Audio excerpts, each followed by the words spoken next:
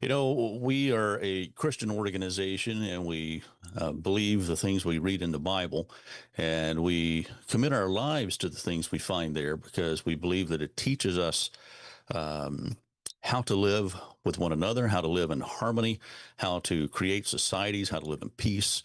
Also, because of the messages it has about salvation and various things, but salvation really wouldn't be that great if we were going to live an eternal life in misery, right?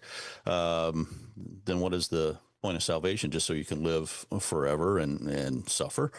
No, we believe that there's a way of life that leads to happiness, that leads to peace, that leads to harmony, and that once we learn to submit ourselves to that way of life and to quit trying to choose our own ways to do things, then things get better. Things even out, things smooth out, and we're all able to get along and live happily and to have joy in our lives, which is the goal. And that's what the Christian way of life is really about. So then, with that taken into account, we need to be able to apply it, right? We need to be able to apply the lessons we find in the Bible and say, are they applicable to the challenges that we face in our everyday world? How do we uh, learn to overcome some of the things that we face? Is it a practical religion? Well, the answer is yes, it is. It is very much practical. Sometimes we have to go and search out the answers. Sometimes we have to look and dig in and see what the principles of the Bible are, because the Bible was written over many thousands of years by many different authors and in different languages.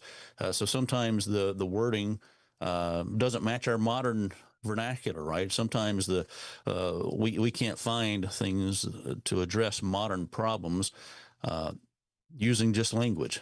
We have to go through and we have to look at are the principles of the Bible, because the Bible is timeless and those principles transcend across the ages to solve the problems that we're facing even today. Because God is great. He created a changeless law that would deal with all the issues man would come up with throughout time as far as his interactions with other people, right? So today we're going to apply some of those biblical principles to see how they can apply to one of the biggest issues facing mankind today in mankind's individual personal lives, but also in their interactions with one another.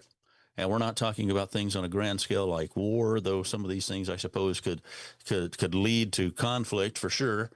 Um, but we're talking about personal struggles today, and specifically battling addictions. Addictions have become certainly a crisis level throughout society in many ways. Some people deal with addictions better than others. Some people you might not even know they have addictions. Many people deny having any kind of addiction. Some people are able to cover it up quite easily. But they have effects on our lives, on our ways of thinking, our interactions with other people, and regardless of the type of addiction. And addictions really run the gamut. One of the things that particularly I know in where I live and in years past, but even today, that was common was a work addiction. People get addicted to their work. They never pull away, right? To the point that it has uh,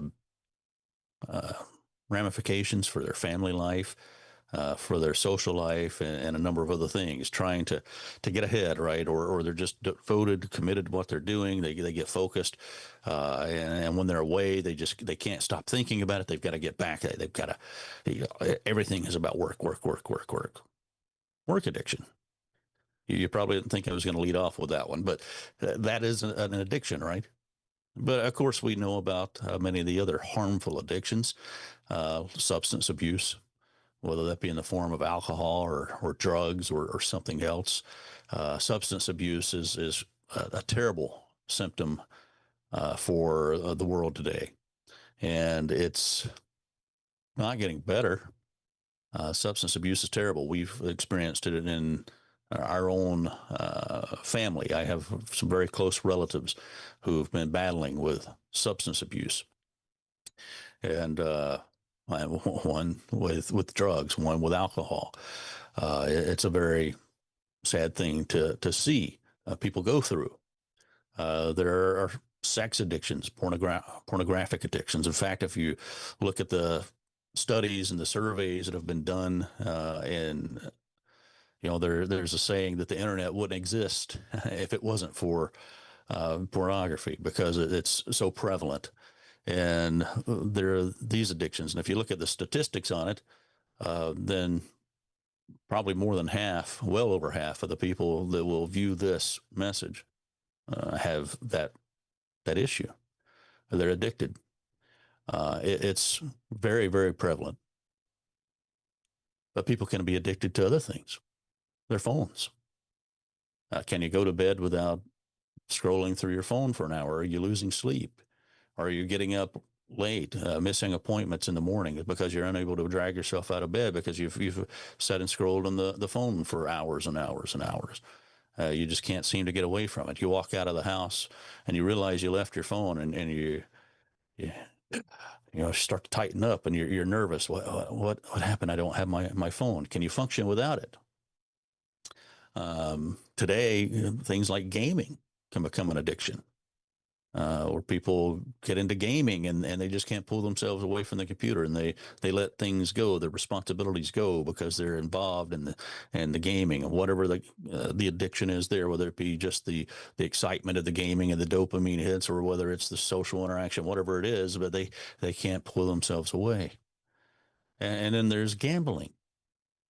Of course, gambling can ruin people financially. It breaks families apart. It's a violation of the trust. There's food addictions. Food addiction is probably one of the things I struggle with is a soda addiction. That's something that can be a real thing, right? You get to where you just always want to have some type of food, or just food in general, or you want to have some type of a drink. So a substance abuse doesn't have to be just with alcohol and drugs. It can be something else that's harmful for you, right? And you have to think about those things. So there are many different types of addictions. We can get addicted to certain ways of thinking. We can get addicted to conspiracy theories. We can get addicted to the news cycle, where we just can't pull ourselves away from the news. I've known many people who get just tied into the news cycle, and I used to do this as well. Where all I could listen to, get in. I had news on the radio in the car when you get in. You get home and you're watching the news. You're just always into the news, and you can't pull yourself away from it. And that's not good. It's harmful, and we have to realize those things.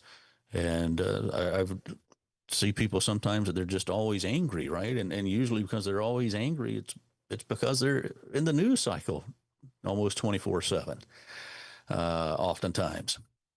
So addictions can take many forms, is the point, right? Whenever we're talking about this, we're not talking about any one specific thing, but think about things that perhaps you struggle with in your life, and how can we overcome them? This is something that from time to time we in the ministry go through training on counseling for addictions and so forth, though we're not professional counselors by any stretch of the imagination, but to learn to help people with some of those things, and then guide them to get professional help in whatever area that they need. And as such, I wanted to share some lessons today, some of the things that I've learned, and some of the things that have been shared with me over time about addictions, and how we can overcome them by looking at some biblical principles. So the first thing when it comes to addictions is to realize that our Savior died for us while we were yet sinners. Let's look at Romans chapter 8. Romans chapter 8 and verse 1. This is the first thing that as Christians we need to note. It says, "There is therefore now no condemnation to those who are in Christ Jesus, who do not walk according to the flesh, but according to the Spirit."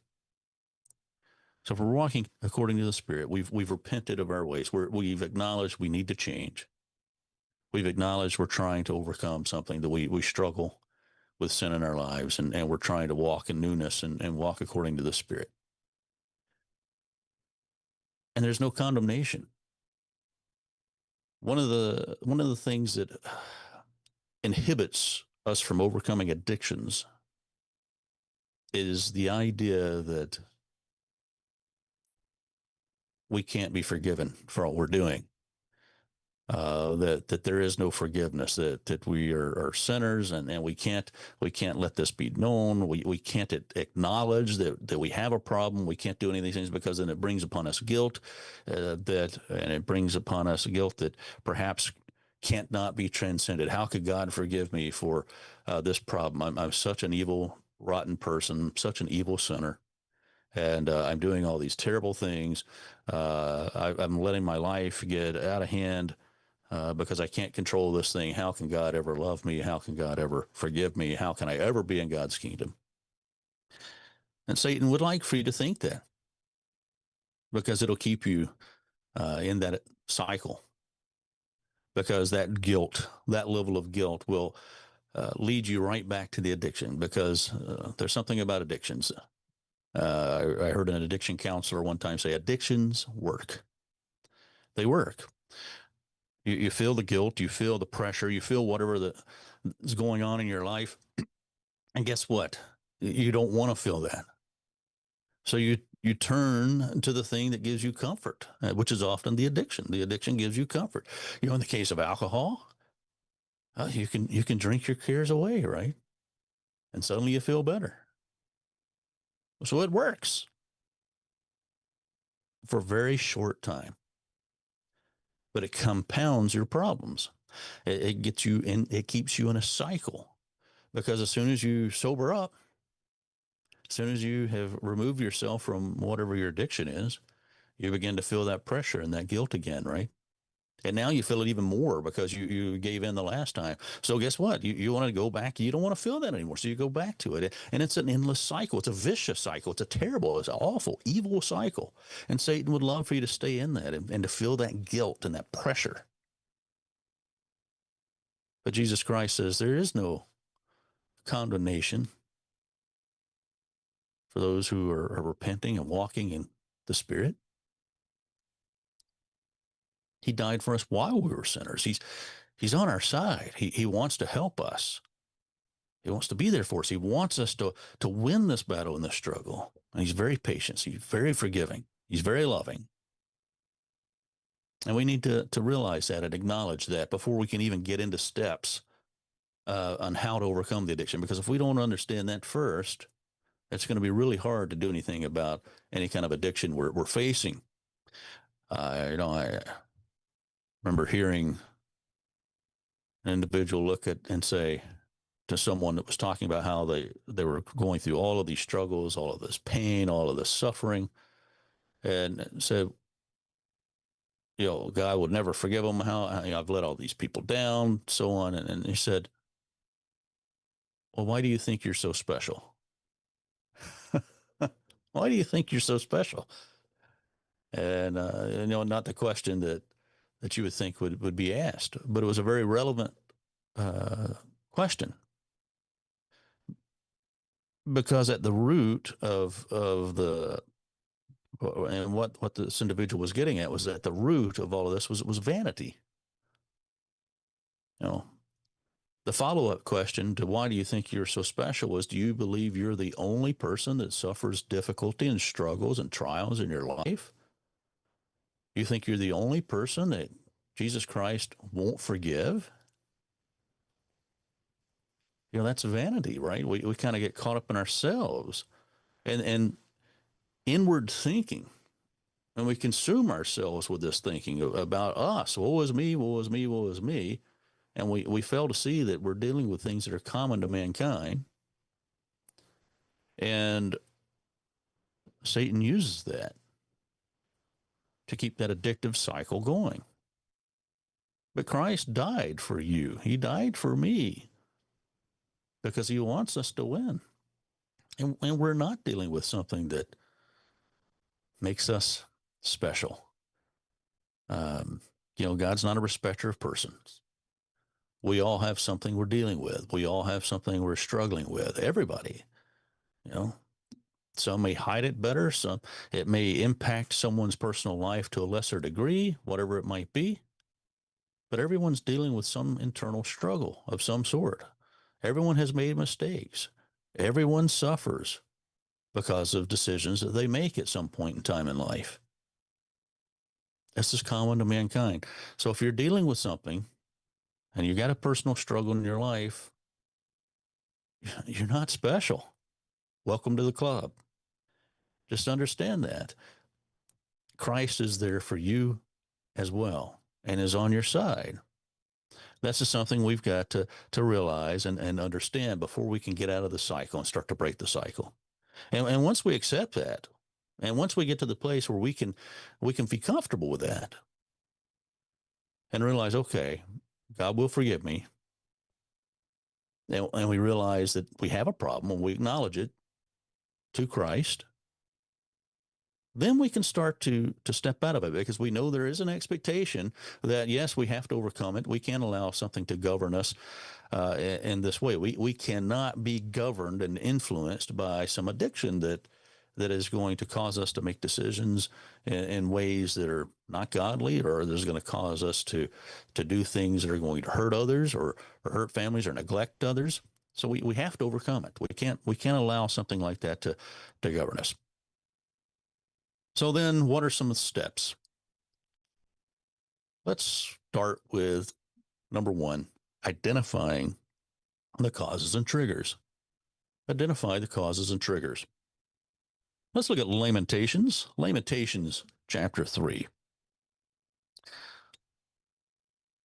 Lamentations chapter 3.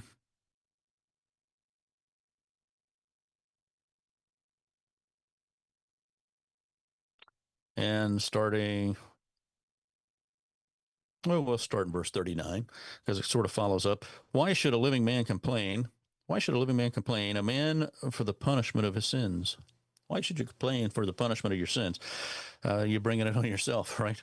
Verse 40, it says, let us search out and examine our ways. Let us search out and examine our ways and turn back to the Lord and lift our hearts and hands to the God of heaven. So we need to identify causes and triggers for the struggles we are. We've got to search things out. We've got to examine our ways. What are we doing? What is it that impacts us? What is causing us to turn to an addiction? And that can be really tough to find. That can take a lot of soul searching. That can take a lot of sober thinking about it, right? Um, Underlying causes can be many. They can come from a lot of places. Sometimes it's not just one thing. A lot of times it's more complex than that. It can be a number of things. What are the primary drivers? Is it loneliness? Do you need to feel connected to people, so you're engaging in certain activities that are harmful just to connect? Is it loneliness? Because if that's the driver, well, once you realize that and acknowledge, well, I'm just trying to connect with others, but I'm doing it through a non-productive way. Well, that's not a terrible problem to fix, because now you've realized what's driving it. Well, you can change it. There are ways that you can connect with people that are productive, right? So that you won't be lonely.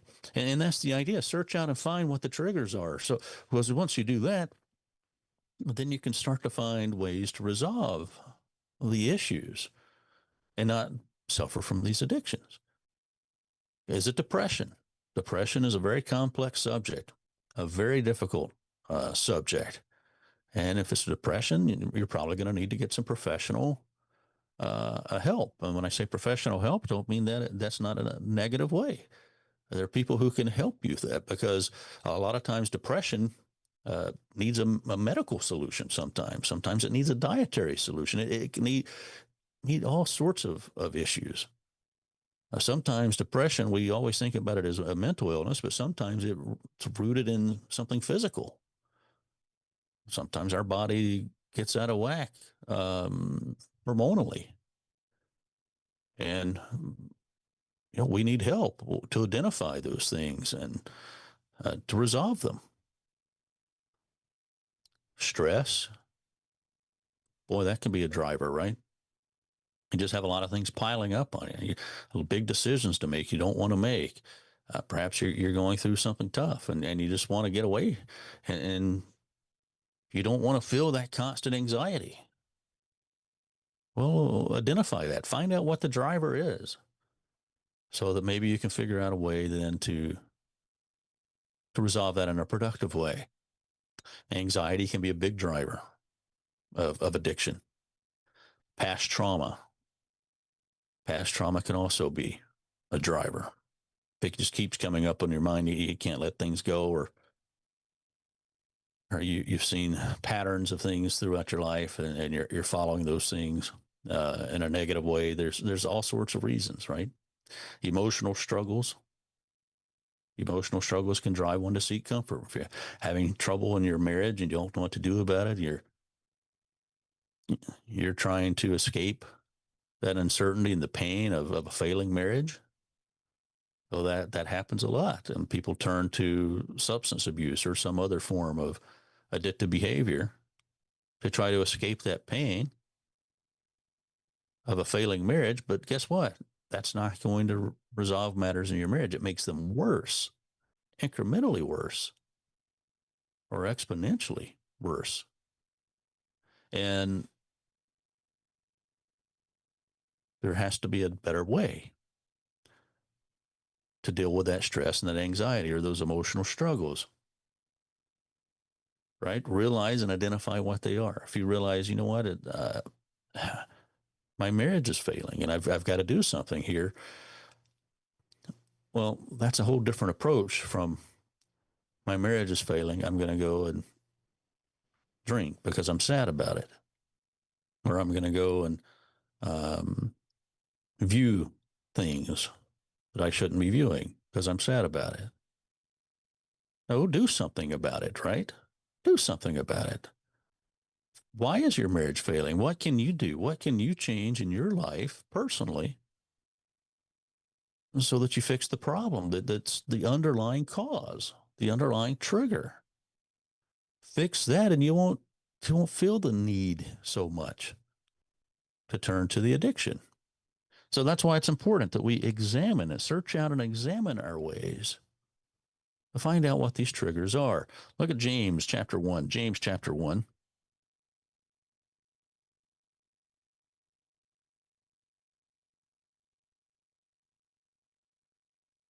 James chapter 1 and verse 14 says, each one is tempted when he's drawn away by his own desires and enticed. Then, when desire has conceived, it gives birth to sin, and sin, when it's full grown, brings forth death and destruction, all sorts of bad things, right? So, sometimes it's our desires. Why do we have the desires we have? We need to think about that. Where does that come from? Does it come from a healthy place, from a good place? If it's leading to an addictive behavior, probably not. Sometimes addiction isn't a behavioral problem. Sometimes addiction is a problem from the heart.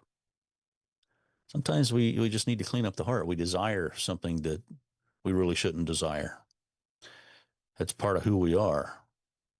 And that needs to change. We need to become like Christ. So that needs fasting. It needs prayer. It needs beseeching God. It needs turning into God's way. It needs acknowledgement. Okay, this part of me needs to change. Yeah, I just like to do this. I just like to gamble. I just like to sit at the table and eat everything that's in front of me. I just really like doing whatever it might be. Ask God to help you change. Fast and pray because that's a matter of the heart. That's a spiritual matter. There might be something that's triggered it. It could be things from your past as well, whatever they are. Search out, do the work, do the homework, do what you're able to find and identify those things so that you know how to combat it. Because if you don't understand what's causing it, it's really hard to combat it. And you'll stay in the cycle. You have to identify the triggers to break the cycle. There. What are the thoughts that you have just before going into that cycle? What are the memories you think about that bring you there? What situations are you in? You know, sometimes it's a situation. I have a relative who social situations, right? He doesn't feel comfortable in social situations, so turns to alcohol. Feels like that anytime he's around people, he has to be drinking to be able to interact. And well, guess what? He can't stop with just one drink. He keeps drinking. And he feels like that makes him the life of the party. And it does for a few minutes until he has too many drinks, and then he's the problem of the party, right? That's the way it turns out. What situations are triggers? What external stimulus are prompting these responses? So examine, search out and examine yourself and identify causes and triggers. That's the first thing. Second, acknowledge the impact your addictions have, whatever they might be. If we're going to battle addictions, we need to understand the impact that they have. Let's look at Proverbs 28. Proverbs 28, because sometimes it's real easy to overlook the impact. Proverbs chapter 28 and verse 13 says, "He who covers his sin will not prosper. He who covers his sin will not prosper." He who just shrugs his shoulder and thinks everything's fine. Yeah, you're not going to overcome something if you do this, right? He who covers his sin will not prosper. Whoever confesses and forsakes them will have mercy. And whoever repents and walks in the Spirit, God forgives. There's no condemnation, right? But if you won't acknowledge it, you want to cover it, then you're not going to prosper. You have to be honest with yourself. This doesn't mean you need to go put it on billboards out on the highway and tell everybody, hey, I'm a sinner and this is what I'm dealing with, some kind of confessional. No, you need to acknowledge it here. You need to acknowledge it with yourself. Be honest with yourself. Okay, yeah, this is a problem. I'll go back to my relative because this is something I've been dealing with now for uh, at least several months, if not years, with a particular close relative who's been struggling and they're trying to help this individual, and their life is coming apart uh, because they cover their sin. They just will not acknowledge they have a problem. Just will, and I can handle it. It's okay. It's somebody else's fault, right? This person, they just get me so angry, and then I go and do this. But I'm okay. I can handle it. I've got it together. Well, the results are clear to see that you don't. You absolutely do not have it together. Um, and you're not in control. And this particular relative now has just recently now is going through a divorce, has been locked up and incarcerated, gone to jail. Um, it's clear to see to everyone but the individual in question that you're addicted, that you don't have it together. But this person has yet to come to the place that he's willing to acknowledge the impact of his own actions. We can't get out of the cycle until we do that. We have to realize the pain that we cause others. That the action of our addiction doesn't just have an impact here. This relative couldn't understand why his wife was filing for divorce. I said, well, your wife's been dealing with this for a long, long time, and now you're coming home with the kids in your vehicle, and you're completely intoxicated. You hit someone else with your vehicle, and you didn't even know what happened. You come home and your vehicle's crashed up, and you had the kids in the back seat. You're risking their lives. You're putting your spouse through trauma, and you can't understand why. She's the bad person here. She's the bad person that she wants to leave you, right? Because And he just will not acknowledge the impact of his own actions. It's got to be someone else's fault, right? I'm doing what I'm doing because of someone else. No, that's not the way it works. And that ties into the next step we're going to talk about here in just a moment. But the first thing we've got to realize that addictions don't just impact us. Let's look at 1 Corinthians 3. 1 Corinthians 3.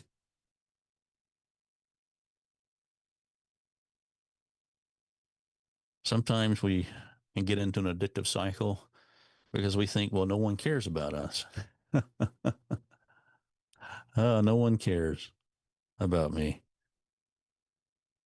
Well, they do. And you're causing them pain.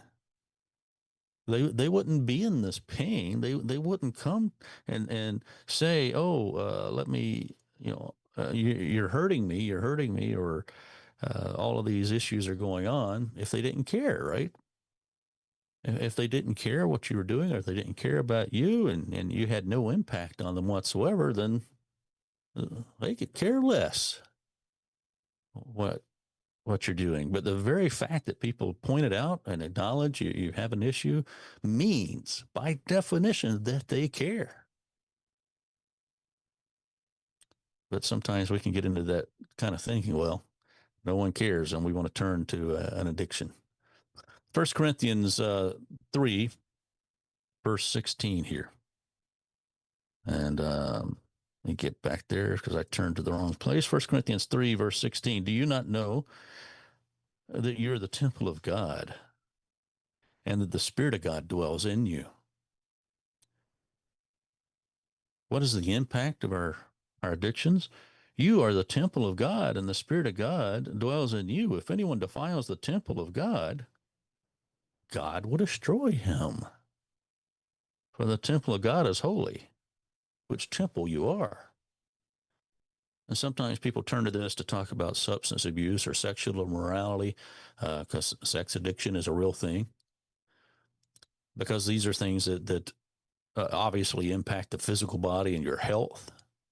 But no, it goes beyond that. What are we putting in our mind? Whenever we talk about addictions, what is going on here? What are we putting into our mind and into our heart?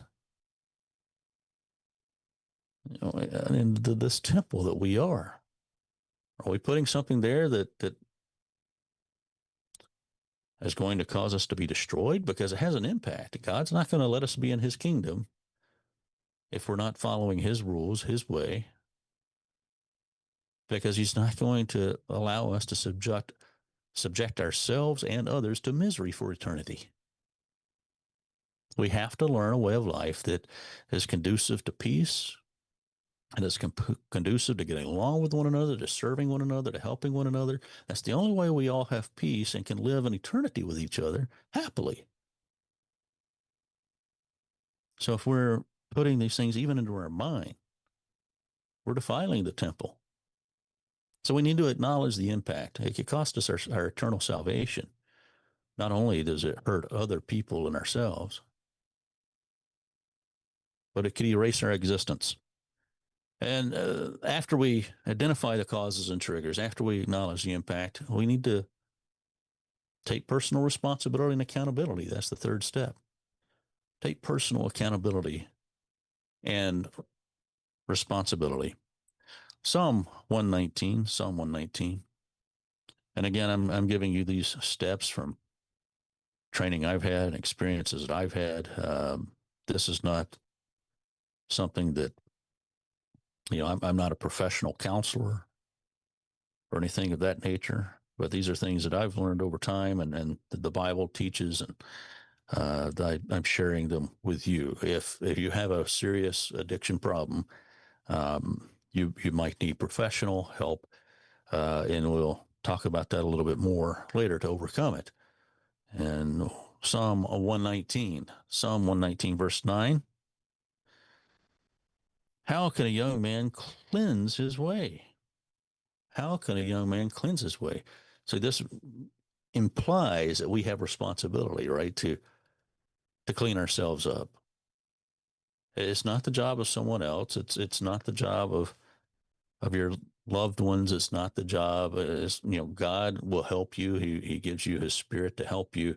He gives you the instruction. He gives you the way. People can give you helpful advice and instruction along the way, but ultimately it's your responsibility.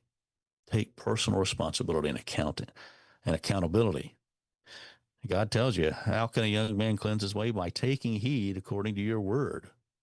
God gives us um, his word, his truth, his principles, his laws to guide us and to govern us, to help us, so that we can take personal accountability. We can read and study and learn those things and then apply them in our lives. And it helps us to take proper accountability for our actions and to know what we need to do to clean up our lives, to identify the triggers and the causes so we can take ownership, because we need to take ownership, right? We need to know that addictions work temporarily, but that they're causing long-term harm. They have a terrible impact. And we need to understand what they're doing, and we need to take accountability to break the cycle. It's not something we put off on someone else.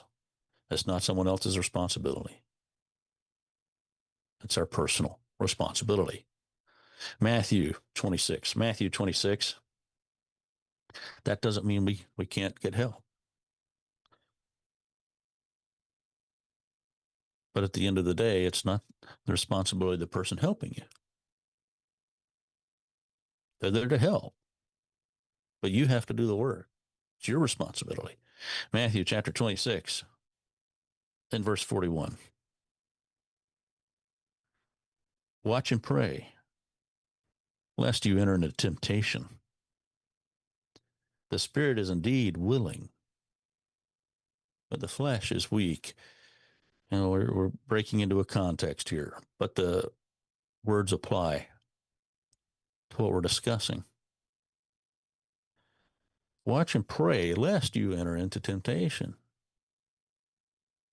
The personal responsibility comes with that, right? If we know we're facing addiction, we're battling some addiction in our life, whatever it might be, we need to watch. We need to identify the triggers, and then we need to pray about it. God, help me to overcome this. Help me to do what's necessary. You know, this relative I mentioned dealing with addiction, and as I mentioned, I have several, but one in particular, he has he grew up with a group of friends and was involved in athletics and sports, and as he grew, um, and they became a little older, they all began to drink and together, right? Well, he developed a problem, an addiction problem from it.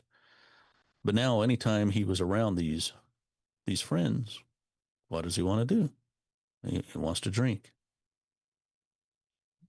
He became associated. He associates his friends with drinking, being with those people.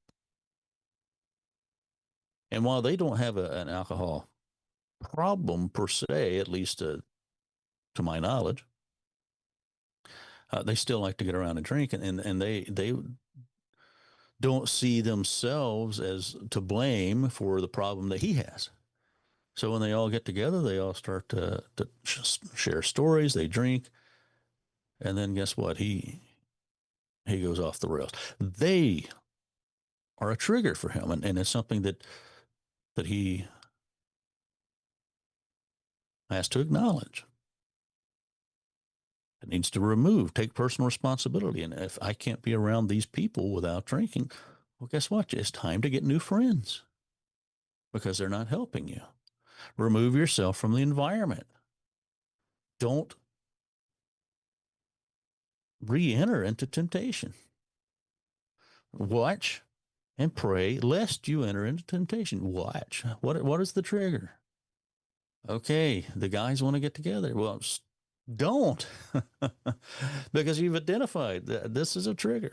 Acknowledge it and pray about it. God, help me to find new friends. Don't go back into the situation where you know you're going to fail. There's a scripture that says, flee fornication. Flee fornication. That's a powerful, powerful thing, right? The human biology is designed to ensure we repopulate. Yeah, we have families. They're powerful. So the scripture doesn't say, stand around and deal with it and try to overcome it because you're spiritually strong. It says, well, get away, flee, run, go the other way. Don't subject yourself to the temptation. Take personal responsibility. Own it. And then pray about it. Don't enter into temptation. And once we've taken that personal accountability, we can move to the next step. We need to set realistic goals for change, and own up to them. 1 Corinthians 10, 1 Corinthians chapter 10, and verse 13. 1 Corinthians 10, verse 13 says, no temptation has overtaken you except such as is common to man. We talked about that at the beginning. We all go through issues, right? We all go through temptation. We all have our own problems, whatever they may be. They might just be different from one another, but we all struggle. It says, no temptation has overtaken you except such as is common to man, but God is faithful, who will not allow you to be tempted beyond what you are able. But with the temptation will also make the way of escape, that you may be able to bear it. So you can escape the cycle. You can escape an addiction cycle. God will make a way of escape. If you choose not to enter back into temptation, and it comes at you anyway, God will make an escape, but you've got to reach out to God. You got to pray about it. I've been in situations I remember as a very young man, before being married, being in a very uh, a situation of extreme temptation and not knowing what else to do. I just closed my eyes and prayed inside silently in my mind to God. God, help, make a way of escape.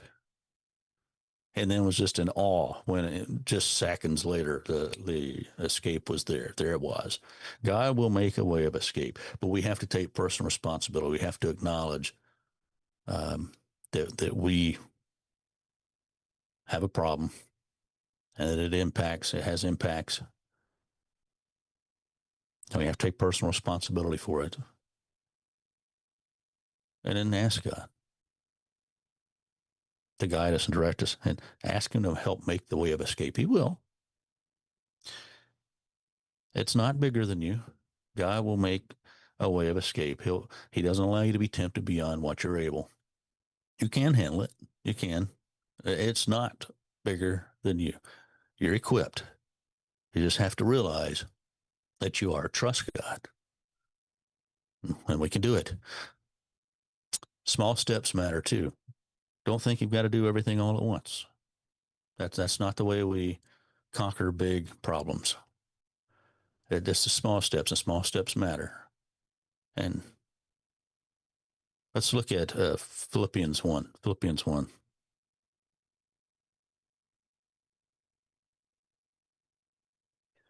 Philippians 1, verse 6. We find, as again, we break into context, Paul says, I thank my God upon remembrance of you. He says, verse 6, being confident of this very thing, that he who has begun a good work in you will complete it until the day of Jesus Christ. God's on your side. He'll help you.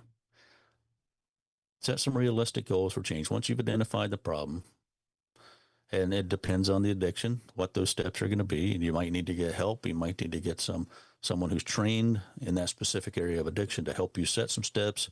So you can find a lot of resources online to help with that, and so on. Start taking the steps and realize that God's on your side. God will complete the work in you. If you're willing to do the work, He will make sure to be at your side and help you do it, to overcome. Take small steps, track your progress. These things will help. After we've set some realistic goals and we're working on it, then the next step is to develop healthy coping mechanisms. Develop healthy coping mechanisms. You know, we talked about a while back about casting out demons. If you don't uh, do something to replace that empty spot, you know, a demon that gets cast out, if you don't then turn and change your habits and start taking in God's word and filling that void with something positive, they just come right back. And it can be even more powerful than before. Same works with addictions. If you remove yourself from the situation, you go for a little while, um, but you don't make the changes that are needed and develop healthy coping mechanisms, you just end up back in the same spot. Let's look at Philippians 4. Philippians 4. I saw this happen with my relative. He went for a while, I think for about 30 days, into a sober living place, but he never acknowledged he had a problem, right? He just did it because his spouse asked him to do it, and he was trying to just appease, trying to get out of trouble, basically. Still didn't think he had a problem, but for 30 days he was away from alcohol, got it out of his life, came back and thought, well, I can handle this, took another drink, worse than before, far worse than before. He didn't develop healthy coping mechanisms. He never acknowledged the impact to begin with. So he obviously didn't do the work then to develop the healthy coping mechanisms.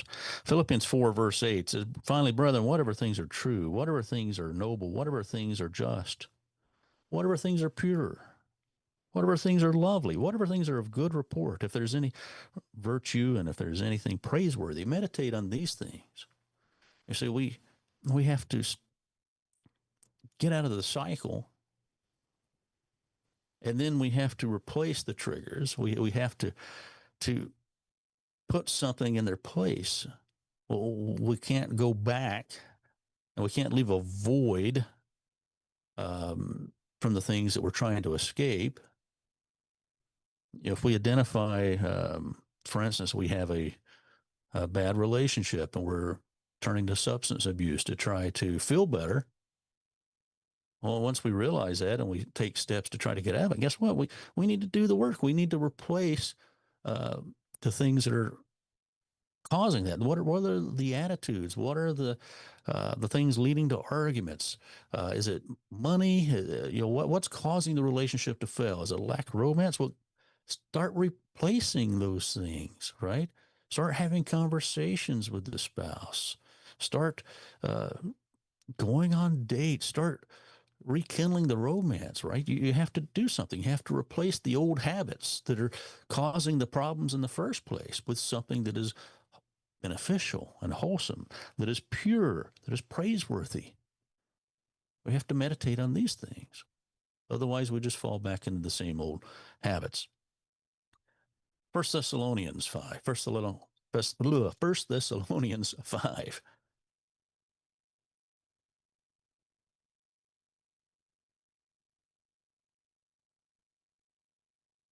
And we'll look at verse 16 here. First Thessalonians chapter 5 and verse 16. If any believing man or woman has widows, let them.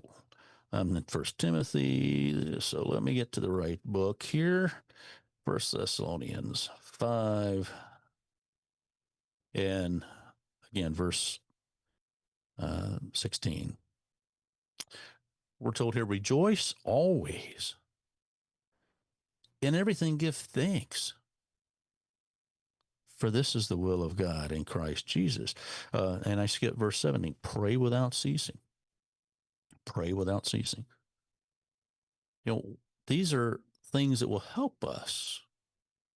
These are realistic things that we need to do to develop healthy coping mechanisms and healthy habits. I talked about earlier being in a situation of extreme temptation and praying, and God provided a way of escape. This is a healthy coping mechanism.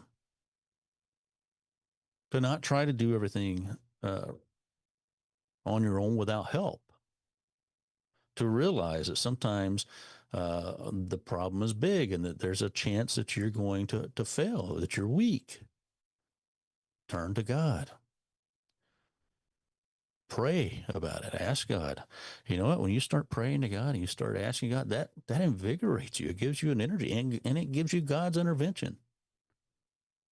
Make that a part of what you are.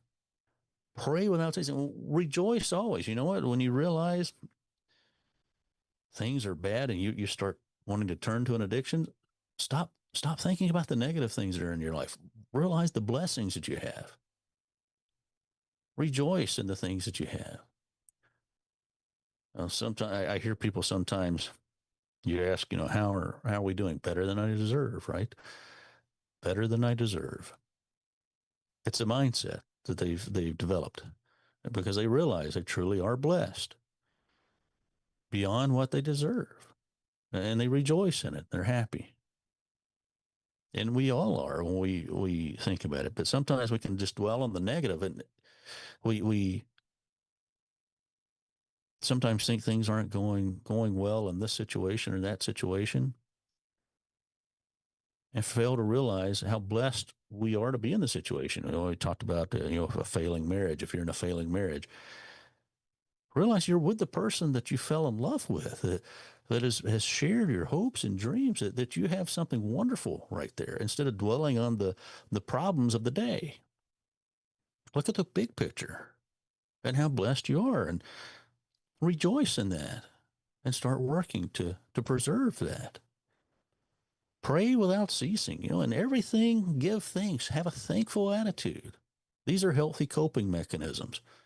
If you're thankful for what you have, you're less likely then to try to escape it and run away from it, right? But being thankful is an attitude that we have to develop from the heart. These are ways that we can cope. Some additional strategies that we know of from medicine, from counseling, so forth. Exercise. Exercise does wonders to help you get out of addictive behaviors. Exercise, rigorous exercise, does wonders. Journaling, just writing about things, writing your thoughts, creative ways of expressing things, get things that are on your mind, killing you in your mind, get them out on paper, let them flow, write. And it doesn't have to be about those things, but just something related, because your expression comes out, right? And it gets it out of here and onto paper. These are healthy strategies. And there are many creative ways to manage that, but just do them in a positive way. Don't go out and do something that's going to get you back into trouble. Don't go join a rock band and go touring, if just to get some creative expression out, if that's going to become a problem for you, right? Set boundaries. That's important. Set boundaries. If you're going out with the friends at the bar is going to cause you to drink too much, set boundaries. Guys, we're not going to meet. I'm not going to meet you at the bar. I'll meet you at the gym. Let's go exercise. We'll work out. I'm not meeting you at the bar. Set boundaries, right? If you have a pornography addiction or a gaming addiction, set boundaries. There's software you can put on your computers. You can, set restrictions. There are things you can set up, right? Or have someone else set up and password protect. to help yourself, right? Healthy coping mechanisms. And then 6, we need a support system. A support system is very important. Proverbs 13. Proverbs 13.